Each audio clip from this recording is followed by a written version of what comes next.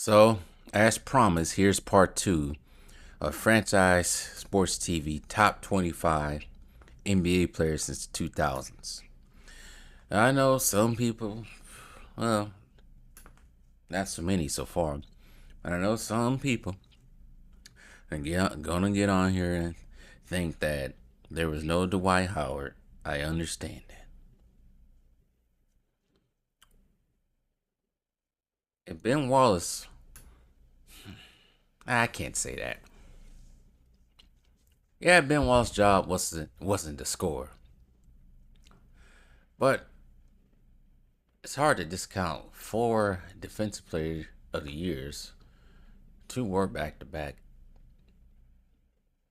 Uh, Probably on one of the best defensive teams in the NBA history. Can't discount that. If you think about Dwight Howard, he was never on. Dwight Howard's teams they were great when they weren't good. And when he finally won his ring, he was on the bench. At least Ben Wallace started, and Dwight Howard didn't really go against anybody when he won that ring in the finals, at least.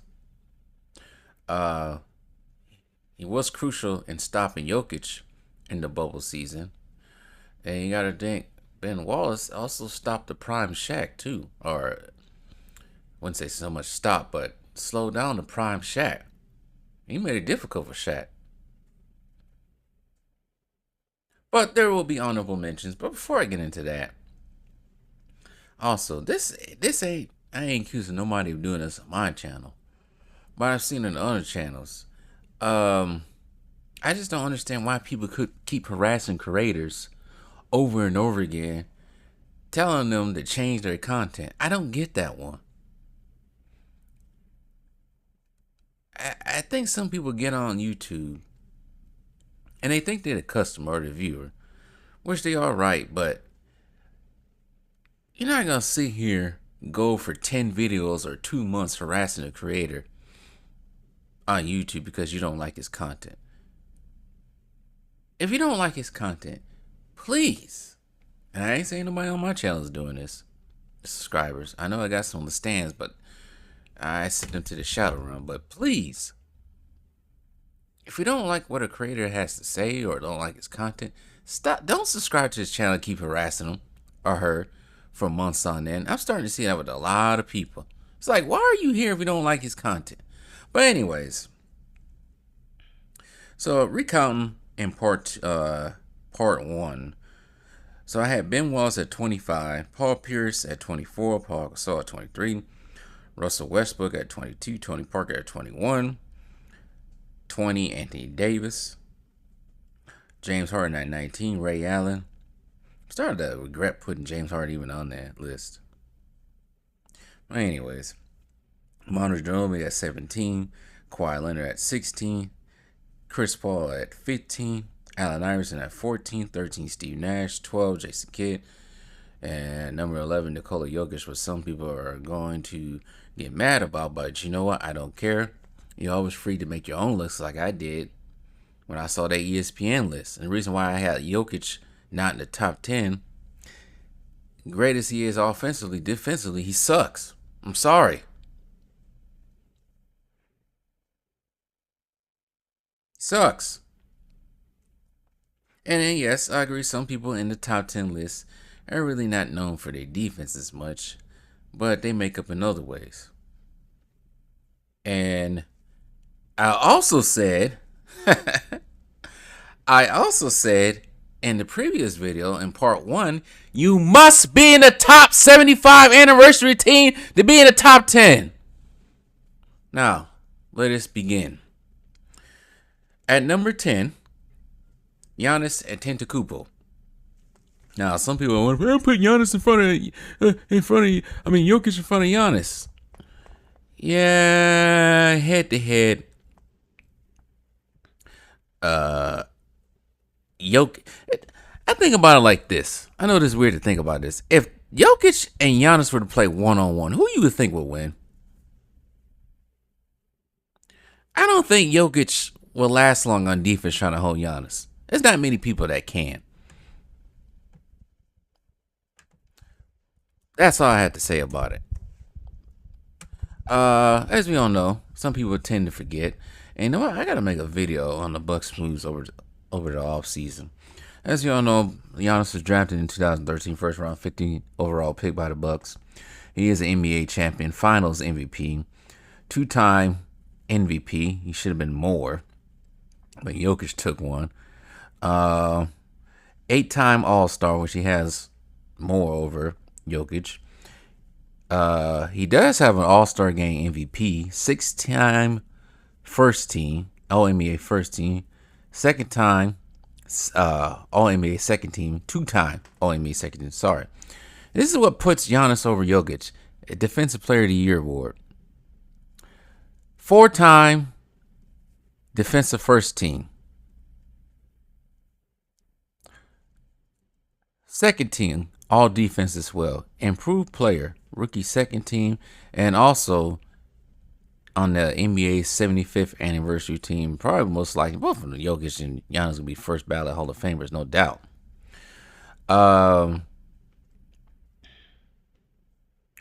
People underestimate Giannis's passing ability. I don't know why. I think people are just caught up with the fanfare. But Giannis and the Bucks kind of did that to themselves this past season.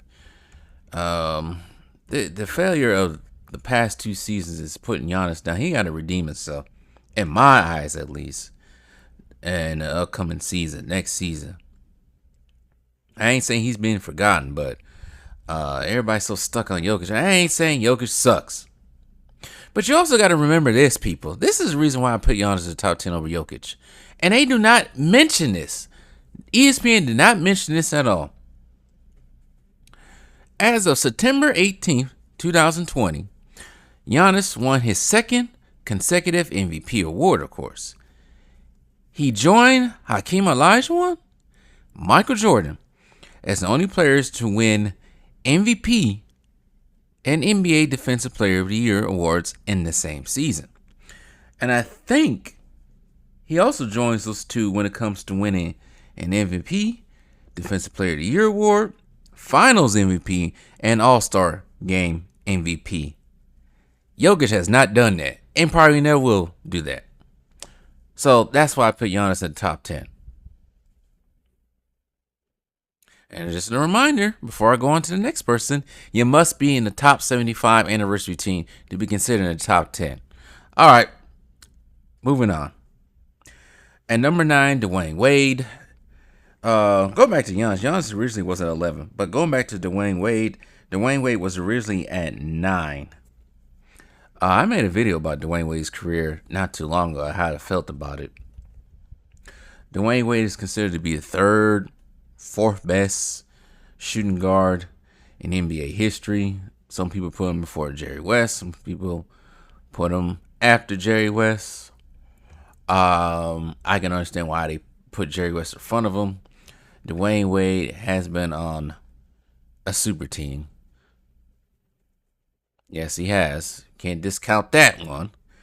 But Dwayne Wade has never won an MVP as well. So that's probably why he was low on the list originally on ESPN and low on this list at 9. At number 8, Kevin Durant. Kevin Durant was, actually I switched to 2. Kevin Durant I think put a little bit higher. Yes, Dwayne Wade has 3 rings. But Kevin Durant, we look at him individually. Right quick. Just individually. We look at Kevin Durant individually. Yes, his career to me has been rocky due to his stupid decision to join the Golden State Warriors almost 10 years ago. Outside the NBA championships, he did win 2 Finals MVP. Won MVP himself when he was on the Thunder, which is something Dwayne Wade hasn't done. 14-time All-Star, 2-time All-Star Game MVP, 6-time All-NBA First Team, 5-team All-NBA Second Team and Rookie of the Year, and All-Rookie First Team, 4-time NBA Scoring Champion, and also part of the 50-40-90 Club twice in 2013, and then 10 years later in 2023. He's also part of the NBA 75th anniversary team as well. And so far, he has 3 Olympic gold medals, which is, I guess you could add that in a little bit, but and he has a world championship or World Cup in 2010 with Turkey. And points wise, I think he averages more than for his career so far. He averaged 29. I don't think Dwayne Wade ever did that. Let's see Dwayne Wade. What is Dwayne Wade's career average for his whole career, right quick, before I move on to the next one?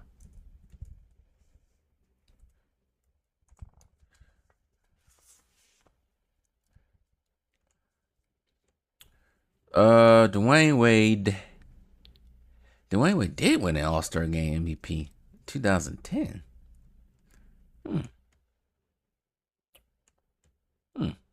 Dwayne Wade has scored 23,000 points, averaging 22. Yeah, so that kind of outshines Dwayne Wade just a little bit. It's close, though, between the two. It's close. I do give it that. It's close. But I had to give KD the edge just a little bit. So KD at 8. Number 7 is Kevin Durant. Now, in my original video, part 1, somebody said they would have put Jokic in front of Kevin Durant. Here's the problem with Kevin Durant. Garnett, not Durant. Garnett. Kevin Garnett played on both sides of the ball. This is the problem with Jokic. He do not play on both sides of the ball consistently. That's my problem with Jokic. You got to play on both sides of the ball. That's my problem with LeBron and his fans. He doesn't play on both sides of the ball. Well, he used to. He hasn't done that in 10 years. He's lazy. Same thing with Steph. But anyways, Garnett, he didn't win one ring. He got one MVP, 15-time All-Star. He did win a All-Star Game MVP in 2003, 4-time first team, 3-time second team, 2-time third team. And he did get a Defensive Player of the Year award in 08 with the Celtics. And he was named to 9 times on the defensive first team, 3 times on the second team, 4-time NBA rebounding champion, and rookie second team, part of the 75th anniversary team as well. The problem with Kevin Durant, I keep saying Kevin Durant, Kevin Garnett is playing in Minnesota. And Minnesota, when it comes to the front office, they was trash. They was very trash. But when Kevin Garnett was in his prime, from the time he got on the Timberwolves up and probably until the second, third year in Boston, maybe, at least his first year in Boston when he won the championship, he was a beast. And the younger version was even beastier. Problem is, he just played in Minnesota and they weren't trying to build around him like that. And he played in a very, very tough West. He had to play against Shaq and Kobe, the Phoenix Suns, Dirk, and the Dallas Mavericks. I don't want to count Memphis. They was low tier even with Paul Gasol, but not so much Houston. Houston was in the mix. Denver was in the mix, and San Antonio. You had to compete with San Antonio, and at the time, was when it comes to power forwards, it was the 3-card between him, Tim Duncan, and Dirk Nowitzki. So we ain't gonna sit here and act like, oh, KD didn't do. No, yeah, they didn't get far sometimes, but damn, as an individual player, KD was a beast. Both sides of the ball. So we can't forget about that and have revisionist. We can't have revisionist history. So anyway, at number 7 is Kevin Garnett. I gotta hurry up because I do have to be somewhere. Number 6 is Dirk Nowitzki. Originally he was number 10. I don't even know why ESPN had him so low. They had him really low. But I got him at number 6. Dirk was a beast. The only problem I had with Dirk, similar to what KD and Jokic, they didn't play no damn defense, or were known for playing defense. But Dirk was, of course, a champion, Finals MVP.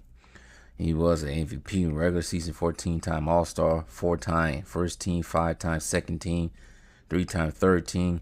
He's also part of the 50-40-90 club, 3-point champion, and of course, top 75 all time, and our anniversary team, I should say. He should have 2 rings, but I think he got robbed in 06 because the NBA was pulling tricks for the Miami Heat. But anyways, Dirk is at number 6. Number 5 is Shaq. Shaq was number 5 on ESPN's original list. So we'll keep at Shaq right there. I think Shaq, I think that's his cat right there. When I mean his cat, that's how high you can put him at number 5. If you even include the 90s Shaq, I don't think he can go any higher. So Shaq at number 5. And number 4.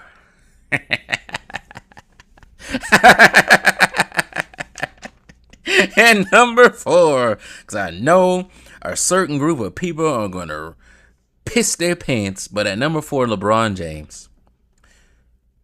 It makes sense. And here's why. For number 3. At number 3 is Steph Curry. Reason why I say Steph Curry.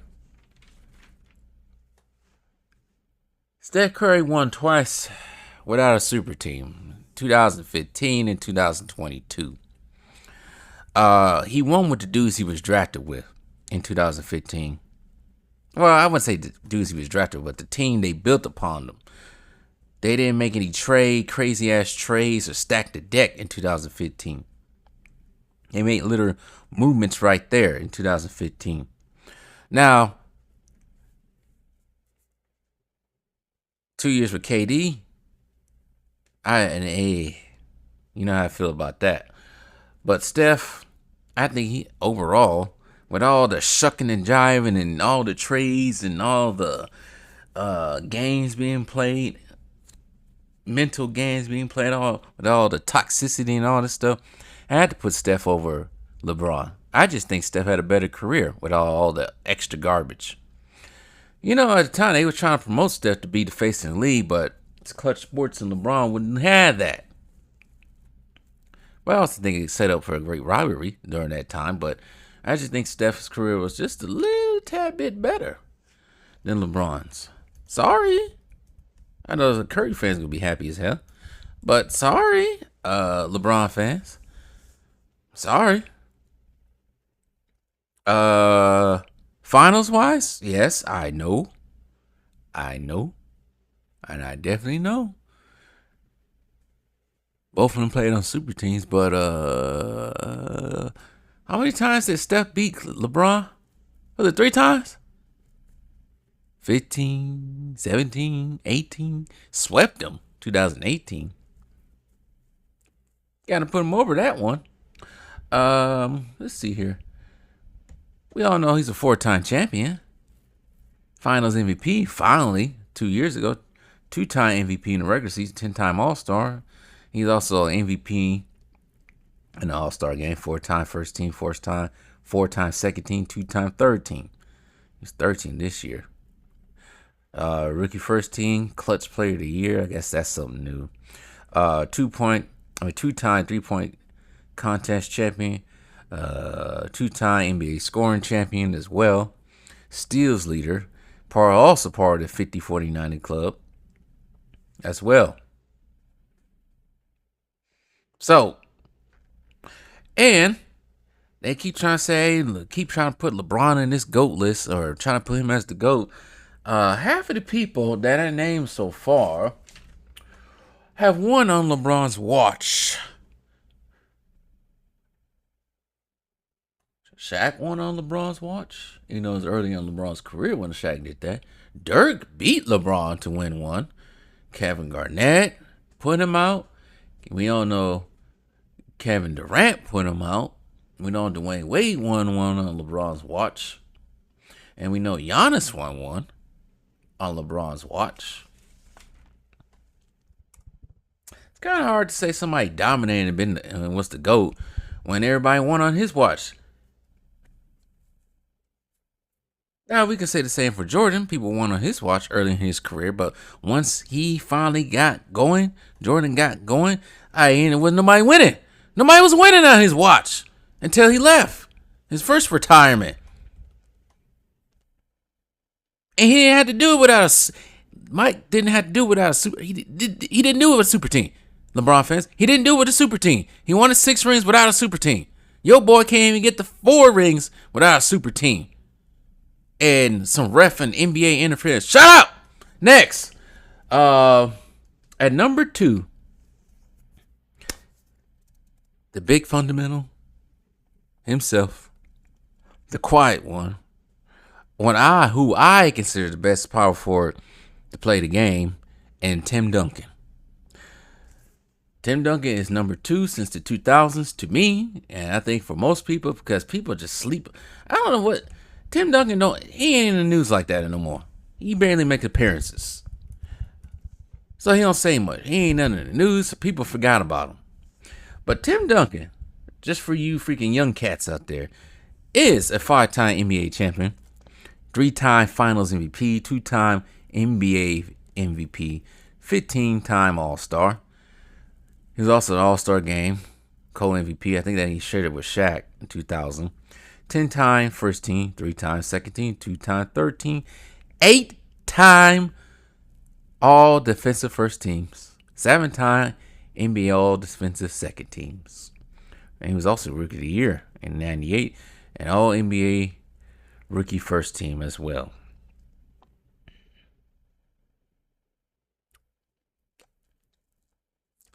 So that's why he gets put over Steph. As much as people don't realize, in TD's younger years, he used to play. He may look slow out there, but he was a defensive juggernaut down low, along with David Robinson. So we ain't gonna forget about what TD did, especially early in his career. Now everybody gets the images of Tim Duncan later in his career, where he was on load management all the time. But when Tim Duncan was in his prime, he's a beast. Now, the only thing that probably sucks for them, for the Spurs dynasty, they never won back-to-back. But they did win 5 rings with him. And 3 of them was on LeBron's watch. 2 of them was against LeBron. So what are we going to say about that, LeBron fans? All right, time for some honorable mentions right quick. Honorable mentions go to Dwight Howard. Some people can say Kyrie Irving, Chris Bosh, Kevin Love, Tracy McGrady, Vince Carter. There are so many people that can be on this list, but it's only 25 spots. Now, it was 50 spots. Then, yeah. Who else did I forget? I'm forgetting someone else. I don't know about Yao Ming. I have a long enough career. Please let me know that I forget someone else that was not even considered. Because I did say, not Ben Wallace, but Dwight Howard and Chris Bosh as honorable mentions. And at number 1, sorry, someone had to call me right when I got to the number 1 spot. But at the number 1 spot, the best player since, well, I can't say since 2000, but the best player in this list, which many people will consider, and many people will agree, except for the LeBron fans, of course. I don't know why. They just can't get it through their head that their king, skills-wise, has nothing compared to them. But at number 1 is the late, great Kobe Bean Bryant. At number 1. I don't understand what he was doing at number 2. But we all know why. It's ESPN. It's ESPN. La Homelander Central. Man, I just hate seeing that on my screen. 5-time NBA champion. 2-time Finals MVP. Should have got more MVPs, but he got an MVP in 08. Kept giving to Steve Nash and LeBron. 18-time NBA All-Star. 4-time, count them, 4 of them All-Star Game MVPs in 2002, 7, 9, and 11. 11 times on the NBA first team, 2 times on the NBA second team, 2 times on the NBA third team. Let's get this, y'all. 9 times in the NBA All Defensive First Team.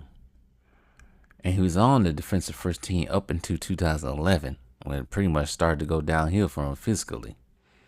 3-time NBA All Defensive Second Team. Last time, 2012. 2-time NBA scoring champion. Slam dunk contest was something LeBron never did. Now, he was on the second rookie team. And, of course, NBA 75th anniversary team as well. And, of course, he scored 81 points, the second most points scored in a single NBA game behind Wilt Chamberlain's 100 points. And everybody keeps talking about, Shaq carried Kobe. Shaq carried Kobe. Shaq carried Kobe. Shaq carried Kobe. Well, anyways, averaged 25 points a game, 5 rebounds and 4 assists. And also say he couldn't pass either. Scored over 33,000 points. 2 Olympic gold medals in Beijing and London.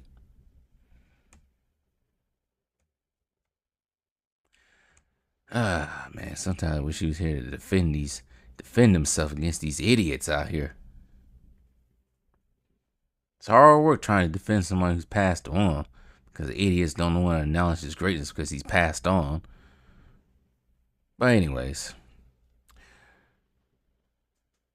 for you lump nuggets out there, I don't understand how Shaq carried Kobe when Kobe in his first year, when he won the finals in the 3-peat, averaged 21. And then the next game, he averaged 29. I mean, the next year, during that finals run 2001, he averaged 29 points a game. And when he beat the Nets, he averaged 26 points a game. 32 points a game, 2003. 24 points a game, 2004. Those are the years with Shaq in the playoffs right there. They didn't win those years. I think one year they got bounced out by the Spurs. The next year they got beat by the Pistons in the finals. The year when they got bounced out by the Spurs, he averaged 32 points. He averaged 32 points. Yeah, they didn't go to the finals that year, but he averaged 32 points. There ain't no carry job. Let me see something right quick. Someone said that Kobe did not. I think some idiot was trying to say that Kobe, for his career,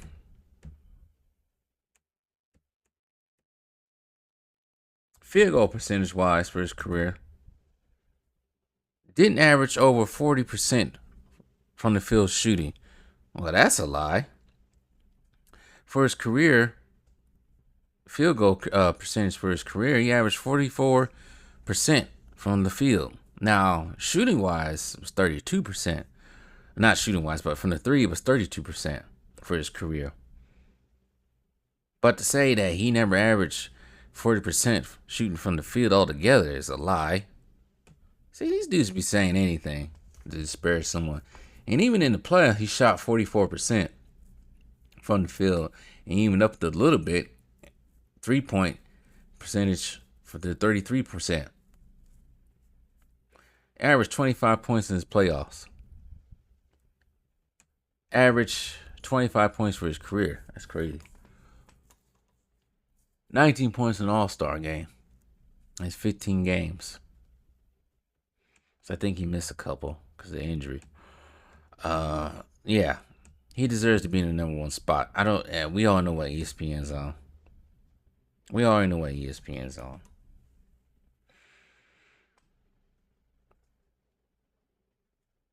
Shoot, out of all these people on this list, definitely has the Mamba mentality, of course, over everyone.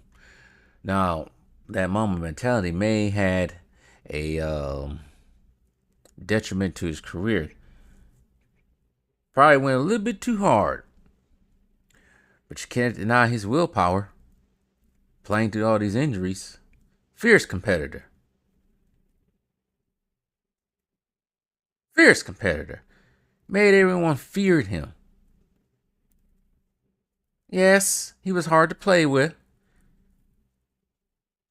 So was Jordan. But guess what?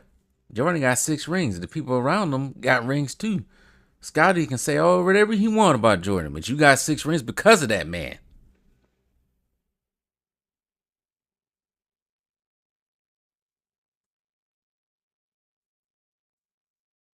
And they say he couldn't win without Shaq. Well, 2 rings.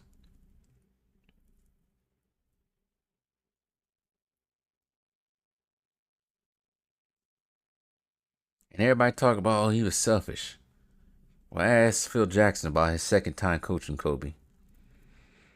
Yeah, first time coaching Kobe with Shaq. Yeah, he's considered to be selfish and arrogant. But as he got older, he changed. Big time. And when he was on his retirement tour in his last season, everybody embraced him. Everybody wanted autographs and all of this stuff. He was so influential to the NBA. It's not even crazy. After Jordan, probably, he's probably one of the most influential players. Then it's probably Curry, AI, and then probably LeBron or something like that. But me as an individual, when it comes to playing basketball, I watched countless hours watching Kobe's footwork, watching the highlights, more than LeBron's. Because nobody wants to be like LeBron. LeBron's game is archaic.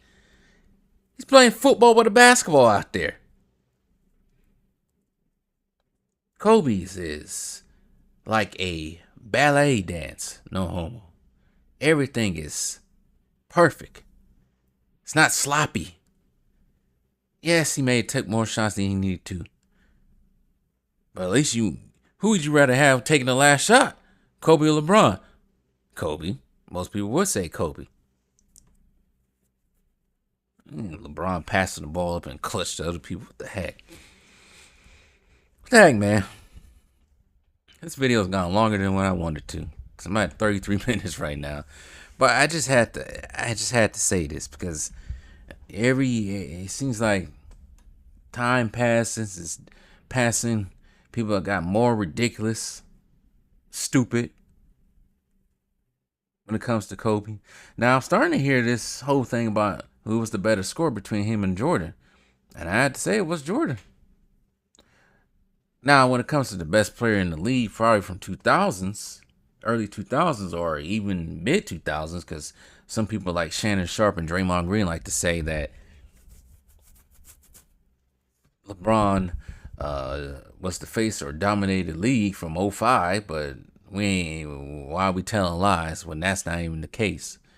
I always say 2 best players during the 2000s, especially after Shaq started to decline, was probably Tim Duncan and Kobe. 1A and 1B. With all that being said, tell me what you guys think about the list. Oh, wait. Before I leave, let me recount the list one more time so everybody can hear it. And number 10, Giannis. Number 9, Dwayne Wade. 8, Kevin Durant. 7, Kevin Garnett. 6, Dirk. 5, Shaquille O'Neal. 4, LeBron. 3, Steph. 2, Tim Duncan. And number 1 is Kobe Bryant. Now, anybody complain about that list, I ask you, don't agree with my list, make your own list. Put it in the video. Please do like I did. This is my list of who I think. But anyways, now I'm gone. It's 35 minutes already.